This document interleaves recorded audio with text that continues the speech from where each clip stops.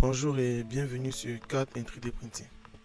Quand on modélise ou imprime en 3D, on croise souvent les fichiers .stl, .step, .obj. Mais quelle est la différence entre tous ces formats? Voyons ensemble à quoi chacun sert et quand les utiliser. Donc on se demande pourquoi autant de formats. Chaque format répond à un besoin spécifique.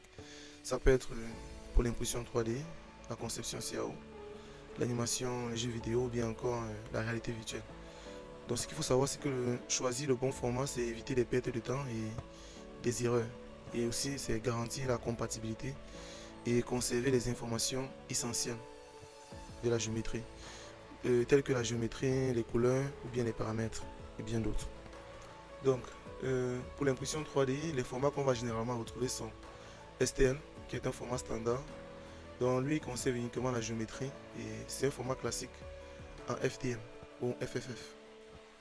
On a aussi le format 3MF AMF, qui est un format récent. Il supporte les couleurs et les matériaux pour les imprimantes multimatériaux comme Prosa et Bambu Lab.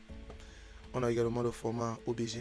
Lui, il contient la forme 3D dans la géométrie, l'apparence visuelle, telle que les textures, les couleurs et les motifs. Et c'est un format utilisé pour les imprimantes couleurs telles que Polyjet et Stratasys.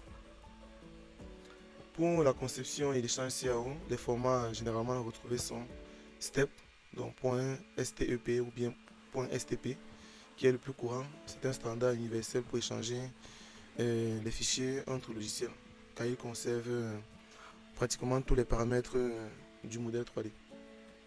Ensuite, on a le format IGS, donc .IGS, qui est plus ancien et encore utilisé aujourd'hui.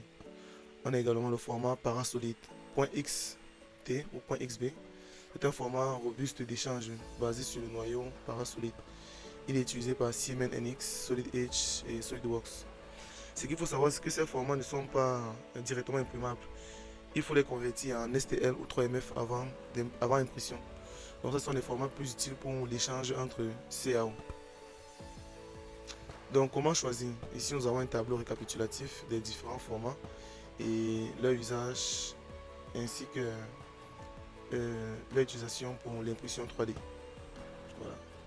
Donc en résumé, chaque format a son rôle et ça peut être pour l'impression ou pour la conception. Donc, il existe des formats de l'animation. Il faut savoir qu'il existe des formats pour l'animation tels que OBG, FBX, GITF ou bien USDZ et bien d'autres. Le bon choix dépend de ton projet et de ta machine. Merci de nous avoir écoutés et à très bientôt pour de nouveaux sujets.